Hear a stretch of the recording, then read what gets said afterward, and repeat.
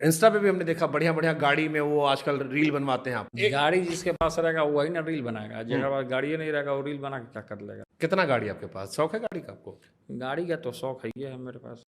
कौन कौन से गाड़ी? गाड़ी है, सब तरीके की गाड़ी है, BMW है, एम्बेसडर है, जिप्सी है, SUV मॉडल सब है, छोटा छोटा सब है, गाड़ी सब है। फोर्ड इंडिवर है, आई फोर्ड की एक नई आने वाली एवरेस्ट, उसको भी लेने का मन कर रहा है, आप दिलवा दीजिएगा क्या? हम आपके लिए स्पॉन्सर ढूंढते हैं, पता करते हैं, कोई ना कोई तो होगा जिसको आप में टैलेंट नजर आएगा। कौन है भाई इंडिया में जो हमको रिस्पॉन्सर कर सकता है? कोई है? किसी का हिम्मत है कोई हमको रिस्पॉन्सर कर दे एवरेस्ट कार? तो राम मेरे प्यारे आईवानों की हालचाल में जामा एक बार फिर से आप सबका स्वागत है अपने चैनल सैफरन पैट्रियट में। और मैं आपका भाई दुर्गेश लेकर आ चुका हूँ एक और नई वीडियो। और इस बीच एक बड़ी खबर आपको बता दें हिमाचल प्रदेश से, जहां पर सीएम के समोसे को लेकर सीआईडी जांच की जाएगी। सीएम के लिए लाए गए समोसे स्टाफ को सर्व किए जाने की जो जांच है वो यहां पर की जानी है। 5 स्टार होटल से सीएम के लिए समोसे मंगवाए गए थे। सीआईडी कार्यालय में कार्यक्रम के दौरान सीएम के लिए समोसे आए थे। 3 बॉक्सेस में समोसे मंगाए गए थे और सीएम के बजाय स्टाफ को सर्व किए गए। और ज्यादा जानकारी के साथ मेरे सहयोगी जगविंदर पटियाल जी हमारे साथ जुड़ गए हैं। जगविंदर जी, क्या जानकारी इससे जुड़ी हुई? देखिए, 21 अक्टूबर को सीआईडी कार्यालय में कार्यक्रम हुआ था और उसमें सीएम सुखविंदर सिंह सुक्खू ने शिरकत की थी। वहां पर सीएम सुक्खू के लिए रेडिसन ब्लू होटल से समोसों के 3 बॉक्स मंगवाए गए थे। लेकिन जब कार्यक्रम खत्म हो गया और समोसे सर्व नहीं हुए तो जो सीआईडी विभाग के डीजी हैं उन्होंने ये बात पूछी कि सीएम के लिए आए हुए समोसे कहाँ गए। तो कहा गया कि भाई वो तो उनके स्टाफ में बांट दिए गए थे। तो उन्होंने कहा सीएम को सर्व क्यों नहीं हुए, इस बात की जांच होनी चाहिए। ये तो भाई सच में बहुत ही ज़्यादा गंभीर समस्या है। 5 स्टार होटल से आए हुए समोसे सीएम साहब को खाने को नहीं मिले। अगर खाने को मिल जाते और कुछ समोसे बच जाते तो अपने गरीब बीवी बच्चों के लिए भी वो समोसे लेकर चले जाते। फिलहाल मेरा मानना यहाँ पर ये है कि ये केस सीआईडी के बस का नहीं है, इस केस को सीबीआई को सौंप देना चाहिए। अमेरिका के चुनाव में ट्रंप की वापसी को इतिहास की बड़ी घटना के रूप में बताया जा रहा है। कमला हैरिस के समर्थक हार्वर्ड यूनिवर्सिटी के कैंपस में जमा हुए, लेकिन वहां मातम छा गया। कई लोग इस बात की हंसी उड़ा रहे हैं कि भारत में इसे लेकर क्यों उत्साह है कि अमेरिका में कौन राष्ट्रपति बनने वाला है। ऐसे ही नमूनों को देखकर ये कहावत बनी थी कि अंगूर खट्टे हैं। अगर गलती से भी कमला हैरिस जीत जाती तो कमला हैरिस के ये गुण गाते गाते नहीं थकते और उस पर 40 मिनट की यूट्यूब वीडियो भी अवश्य बना देते कि कमला हैरिस के जीतने से हमारे देश को, हमारे भारत को क्या फ़ायदा, हमें क्यों खुशियाँ मनानी चाहिए।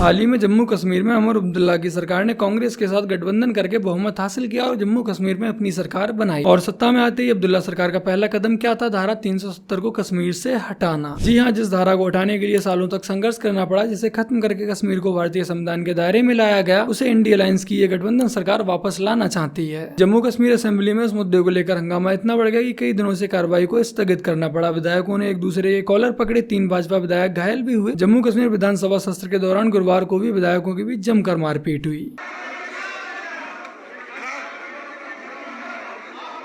अब ये सिर्फ एक हंगामा नहीं है, ये एक साजिश है उमर अब्दुल्ला और उनकी पार्टी की। अपने बहुमत के दम पर इस देश की अखंडता को चुनौती दे रहे हैं और इनका ये कदम न कि सिर्फ कश्मीर को बल्कि भारत को ही तोड़ने की साजिश है। ये कदम सिर्फ कश्मीर को ही नहीं बल्कि भारत को ही तोड़ने की साजिश है और असेंबली में हाथापाई, मारपीट, झगड़ा ये इस साजिश का एक हिस्सा है। बाकी का आप लोगों को आपकी स्क्रीन पर एक तस्वीर दिख रही होगी, ये है उमर अब्दुल्ला सरकार के deputy chief minister Sudhir Choudhary. ये हिंदू है, हिंदू मेजोरिटी क्षेत्र से जीत कर आए हैं भाजपा के स्टेट चीफ को हराकर। और यही वो हिंदू है जिसने आर्टिकल 370 के खिलाफ जम्मू कश्मीर असेंबली में मोशन पेश किया। समझिए यही वही दोगला जयचंद टाइप हिंदू है जिनकी वजह से किले का दरवाजा अंदर से खुलता है। इनको सिर्फ अपना फायदा देखना है, धर्म और देश से इन्हें कोई फर्क नहीं पड़ता। इन जैसे नेताओं को बस फर्क पड़ता है तो इस बात से कि कैसे भी करके बस इनकी राजनीति चमकती रहनी चाहिए। देखिए, हमारा स्टैंड तो डे 1 से क्लियर है और ये सालों से क्लियर है कि जहां हुए बलिदान मुखर्जी वो कश्मीर हमारा है, सारा का सारा है। तो अगला स्टैंड ये भी है कि और सारा का सारा है। और दूसरी बात कि हम लोगों ने पहले से कह रखा है कि एक देश, एक विधान, एक संविधान, इसी से देश चलेगा। नई सदी के लौह पुरुष आदरणीय अमित शाह जी ने जब पार्लियामेंट में प्रस्ताव रखा और धारा 370 और 35 उस दिन से समाप्त कर दिया गया सदा सर्वदा के लिए। और जो लोग इस तरह की कर रहे हैं वो एक अपीसमेंट की पॉलिटिक्स कर रहे हैं, वो चिंगारियों को हवा दे रहे हैं। अरे आग का क्या है, पल दो पल में लगती है, बुझते बुझते एक जमाना लगता है। लेकिन इस सबसे दिक्कत की बात है कि उसमें एक राष्ट्रीय पार्टी कांग्रेस पार्टी का जो साथ दे रहा है, कांग्रेस पार्टी उसमें जो साथ दे रही है, ये शर्मसार करने वाली बात है। कांग्रेस के युवराज आज हाथ में संविधान लेकर जहां तहां दिखाते चलते हैं। जम्मू कश्मीर में 370 जब तक था तब तक वहां गुजरवाल, बकरवाल, SC, ST, OBC का आरक्षण नहीं था। आज वो हाथ में संविधान लेकर के चल रहे हैं, देश को तोड़ने वाली ताकतों के साथ है। तो उन्हें बताना चाहिए कि देश में 2 संविधान लेकर उनको चलना चाहिए। कांग्रेस बेका की कलई खुलते जा रही है, बेनकाब होती जा रही है। और इन्हें भी पता है जो लोग इस तरह की हरकतें कर रहे हैं वो अपीसमेंट की पॉलिटिक्स करने, किसको खुश करना चाहते हैं, कहां बैठे हुए उनके आका हैं और किस तरह की घटनाएं कर रहे हैं। ये देश उनको बखूबी देख रहा है और माकूल जवाब दिया जाएगा। और वो भी ये समझ लें कि ये नेहरू का नहीं, नेहरू काल नहीं है, ये नरेंद्र मोदी का नया भारत है। और इसमें इस तरह की हरकतें स्वीकार नहीं है। इस तरह की हरकतें, नापाक हरकतों को बर्दाश्त नहीं किया जाएगा। ये नाकाबिले बर्दाश्त है। संपूर्ण राष्ट्र एक है। जी, धनंजय जी ने एक बात कही। वैसे तो ये असंभव है, लेकिन एक बार को फिर ये मान लेते हैं कि जम्मू कश्मीर में धारा 370 दोबारा से वापस आ जाती है तो इसका मतलब होगा कि जम्मू कश्मीर को फिर से विशेष दर्जा मिल जाएगा। वहां पर फिर से 2 झंडे होंगे, 2 विधान, 2 संविधान होगा, जहां ना तो हमारे देश का कानून पूरी तरह से लागू होगा, ना ही हमारे देश का संविधान पूरी तरह से वहां पर प्रभावी होगा। ये कांग्रेस पार्टी की वही सोच है जो फिर से भारत को विभाजित करने पर लगी हुई है। एक राष्ट्र, एक विधान, एक संविधान की जगह पर फिर से क्या हम 2 विधान, 2 संविधान की तरफ लौटना चाहते हैं? जम्मू कश्मीर की असेंबली में बीजेपी नेताओं का विरोध देखकर अब ये साफ हो जाता है कि देश की जनता अब इस साजिश को स्वीकार नहीं करने वाली। अब आप विचार कीजिए कि जम्मू कश्मीर में उमर अब्दुल्ला की नेशनल कॉन्फ्रेंस और कांग्रेस का गठबंधन के बाद वो लोग जम्मू कश्मीर को ही भारत से अलग करने पर लगे हुए हैं। अगर ये लोग गलती से ही भारत देश में केंद्र में आ जाते हैं तो हमारे देश की क्या स्थिति होने वाली है, ये हम और आप लोग सोच भी नहीं सकते हैं। और तब हमारे देश की एकता, अखंडता खतरे में आ जाएगी। और कांग्रेस को सबसे फर्क नहीं पड़ता है कि हमारा देश किस दिशा में जा रहा है, उन्हें बस अपनी राजनीतिक रोटियां सेकने से फर्क पड़ता है। आज हमारी आंखों के सामने आर्टिकल 370 की जो दीवार थी ना, उस दीवार को मेरे कब्रिस्तान में गाड़ दिया है।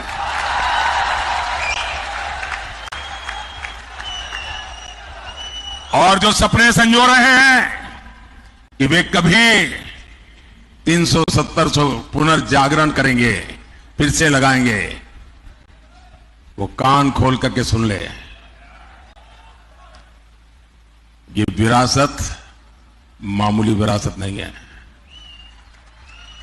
दुनिया की कोई ताकत दोबारा 370 नहीं ला सकती। फिलहाल इन सभी देशद्रोहियों को इस बात को गांठ बांध कर रख लेना चाहिए कि जब तक मोदी जी केंद्र में बैठे तब तक इनके बस का नहीं है कि कश्मीर से धारा 370 हटा सकें। अभी कश्मीर की असेंबली में मीटिंग हुई नेशनल कॉन्फ्रेंस के साथ।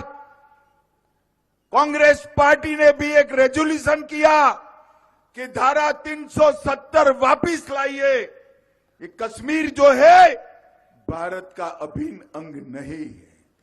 मैं आज संभाजी महाराज की भूमि पर कहकर जाता हूं, मेरी बात मानिएगा शरद पवार साहब, आपकी 4 पुश्तें भी आएगी, धारा 370 हम वापिस नहीं आने। बाकी का आप लोगों को क्या लगता है कि उमर अब्दुल्ला और कांग्रेस पार्टी ये सब जम्मू कश्मीर के विकास के लिए कर रहे हैं या फिर अपनी राजनीतिक रोटियां सेकने पर लगे हुए हैं? कमेंट सेक्शन में अवश्य बताइएगा। तो बस मेरे प्यारे भाइयों, आज की अपनी इस वीडियो में इतना ही। वीडियो को लाइक, शेयर, कमेंट और अपने इस चैनल को सब्सक्राइब आज से कर लीजिएगा। चलिए जल्द मिलते हैं एक और नई वीडियो के साथ। तब तक के लिए जय हिंद, वंदे मातरम, जय श्री राम। पीओके वाले क्यों रो रहे? आप वीडियो देखते हैं वहाँ के, वो क्यों रो रहे?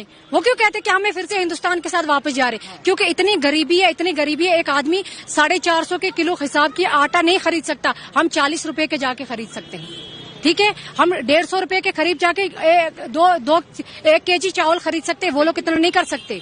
वो लोग यही चाहते कि हमारे साथ वापस आए, और उनको चाहिए पहले अपना घर संभाले और उसके बाद आके हमारी तरफ देखें। देखो जी, मैं आपसे एक बात बताऊं कि हम हैं हिंदुस्तानी, हिंदुस्तान के साथ जुड़े हुए हैं और हिंदुस्तानी हैं। फ्लैग तो एक ही होना चाहिए। अब फारूक साहब ये बता रहा होगा कि मैं यहाँ पे अपना फ्लैग लगा के तो फिर से सियासत करूं, वो सियासत उसकी गर्म होने वाली नहीं है। और जो दिल्ली में जो काम होगा, जो मरकज में काम होगा, वो हमारे कश्मीर में होगा। हम उनके साथ खुश नहीं है। यहाँ पे जब गरीब बीमार हो जाता था उसको लेके पहले हमें हॉस्पिटल में एडमिट करता था, घर की जमीन बेचनी पड़ती थी। अभी जो मोदी जी की तरफ से गोल्डन कार्ड, आयुष्मान कार्ड की तरफ से जो लॉन्च किया गया है, वो जाके हम बेचारे गरीब जाके उसका फायदा उठा सकते हैं।